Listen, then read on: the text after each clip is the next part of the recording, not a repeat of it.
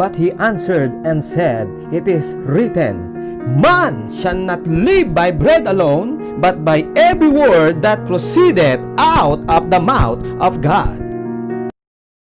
Okay, sagutin natin ang tanong na, paano mapapatawad ng Diyos ang lahat ng iyong mga kasalanan? Sinasabi ng Biblia, dapat ninyong malaman na sa pamamagitan ni Jesus ay ipinapahayag namin sa inyo ang balita na tayo'y patatawarin ng Diyos sa ating mga kasalanan. Ano ba ang kapatawaran at bakit natin ito kailangan? Ang salitang pagpapatawad ay maiyahambing sa paglilinis sa ating nakaraan.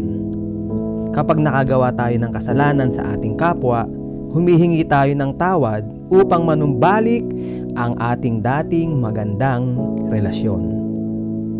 Ang kapatawaran ay pinagkakaloob natin sa isang tao, hindi dahil karapat-dapat siyang patawarin, kundi dahil ito ay pagpapakita ng pag-ibig, pagpapakita ng awa at biyaya sa Kanya. Ito ay isang desisyon upang mawala ang ating sama ng loob sa ating kapwa, sa kabila ng ginawa niya sa atin. Sinasabi ng Biblia na lahat tayo ay nangangailangan ng pagpapatawad ng Diyos. Tayong lahat ay nagkasala. Walang taong nabubuhay sa daigdig na gumagawa ng mabuti at hindi nagkasala. Sinasabi rin ng Biblia, kung sinasabi nating wala tayong kasalanan, dinadaya natin ang ating sarili at wala sa atin ang katotohanan. Ang kasalanan ay pagre-rebelde sa Diyos. Dahil dito, mahalagang makamtan natin ang kapatawarang galing sa Diyos. Kapag hindi natin ito nakamtan, ang kapatawaran para sa ating mga kasalanan, walang katapusang tayong magdadanas ng kaparusahan ng Diyos dahil sa ating mga kasalanan. Ganito ang sinasabi ng Biblia, ang sumasampalataya sa anak ay may buhay na walang hanggan, ngunit ang hindi sumusunod sa anak ay hindi magkakaroon ng buhay. Sa halip, mananatili sa kanya ang puot ng Diyos. Paano ko makakamtan ang kapatawaran?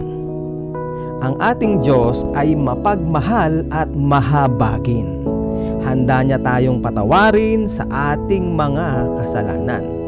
Sinasabi ng Biblia, hindi nagpapabaya ang Panginoon sa pagtupad ng kanyang pangako gaya ng inaakala ng ilan. Ang totoo'y binibigyan lamang niya ng pagkakataon ang lahat na manumbalik sa kanya, sapagkat ayaw niyang mapahamak ang sinuman. Nais ng Diyos na patawarin tayo, kaya gumawa siya ng paraan upang atin iyong makamtan. Ang karapat-dapat na kabayaran para sa ating mga kasalanan ay kamatayan.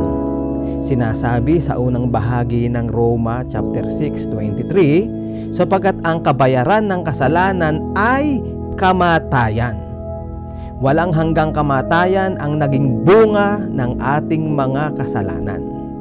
Ayon sa plano ng Diyos, ang Diyos ay naging tao, si Hesukristo. Sinasabi ng Biblia, nang pasimula ay naroon na ang salita, at ang salita ay kasama ng Diyos, at ang salita ay Diyos. John chapter 1 verse 14, ang salita ay naging tao at nanirahan sa piling namin. Nakita namin ang kaluwalhatiang tunay na Kanya bilang kaisa-isang anak ng Ama. Siya ay puspos ng kagandahang loob at ng katotohanan. Doon sa krus namatay si Jesus sapagkat binayaran niya ang parusa na tayo dapat ang tumanggap dahil sa ating mga kasalanan at pagsalangsang sa Diyos.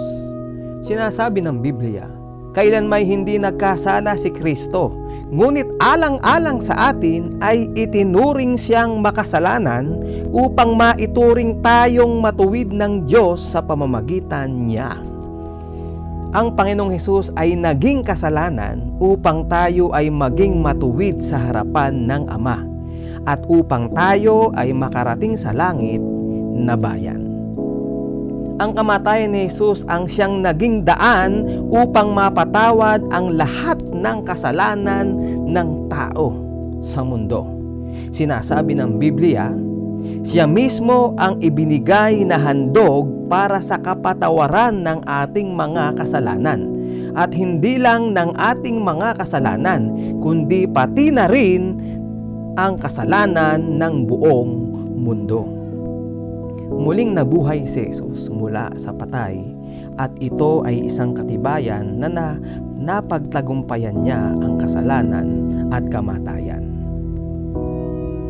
Roma chapter 6 verse 23, sapagkat kamatayan ang kabayaran ng kasalanan, ngunit ang libreng kaloob ng Diyos ay buhay na walang hanggan sa pamamagitan ni Kristo Jesus na ating Panginoon. Purihin ang Diyos dahil sa kanyang kamatayan at muling pagkabuhay na maguli. Dahil dito, ang ikalawang bahagi ng Roma 6:23 ay nagkatotoo. Ang kaloob ng Diyos ay buhay na walang hanggan sa pamamagitan ni Kristo Jesus na ating Panginoon. Gusto mo bang mapatawad ang lahat ng iyong kasalanan? Inuusig ka ba ng iyong konsensya dahil sa iyong mga nagawang pagkakasala? Ang kapatawaran ay maangkin mo kung mananampalataya ka kay Hesukristo bilang iyong tagapagligtas. Sinasabi ng Biblia, sa pamamagitan ng dugo ni Kristo ay tinubos tayo, na ang ibig sabihin ay pinatawad ang ating mga kasalanan. Ginawa niya ito ayon sa kadakilaan ng kanyang biyaya na ipinagkaloob sa atin. Binayaran ni Jesus ang ating mga pagkakasala upang tayo ay mapatawad ng Diyos. Ang kailangan mong gawin ay hilingin sa Diyos na patawarin ka dahil sa nananampalataya ka na namatay si Jesus sa krus upang ikaw ay mapatawad ng Diyos.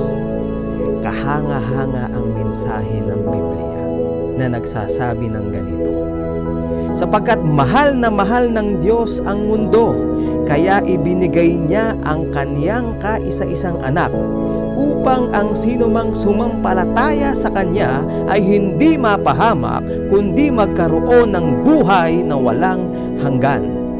Hindi sinugo ng Diyos ang Kanyang anak sa mundo upang hatulan ng kaparusahan ang mga tao, kundi upang sila'y iligtas. Ginawa niya ito ayon sa kadakilaan ng Kanyang biyaya na ipinagkaloob niya sa atin. Ganito ba kadali ang kapatawaran? Oo, ganito kadali. Hindi mo maaring bilhin sa Diyos ang iyong kapatawaran. Sumampalataya ka lamang at matatanggap mo ito dahil sa habag at biyaya ng Diyos. Kaya kung gusto mong tanggapin si Jesus bilang iyong tagapagligtas upang makamtan mo ang kapatawaran mula sa Diyos, narito ang isang modelong panalangin na maaari mong sabihin sa Diyos ng buong puso. O Diyos, inaamin kong nagkasala ako laban sa iyo at nararapat lamang na parusahan. Ngunit inako ni Jesus ang aking kasalanan at tiniis ang parusang dapat sana ay sa akin upang sa aking pagsampalataya sa Kanya ay mapatawad mo ako. Tinatalikuran ko ang aking mga kasalanan at nagtitiwala ako ngayon kay Jesus para sa aking kaligtasan. Salamat po sa iyong kahangahangang biyaya at kapatawaran. At salamat din sa buhay na walang hanggan. Amen.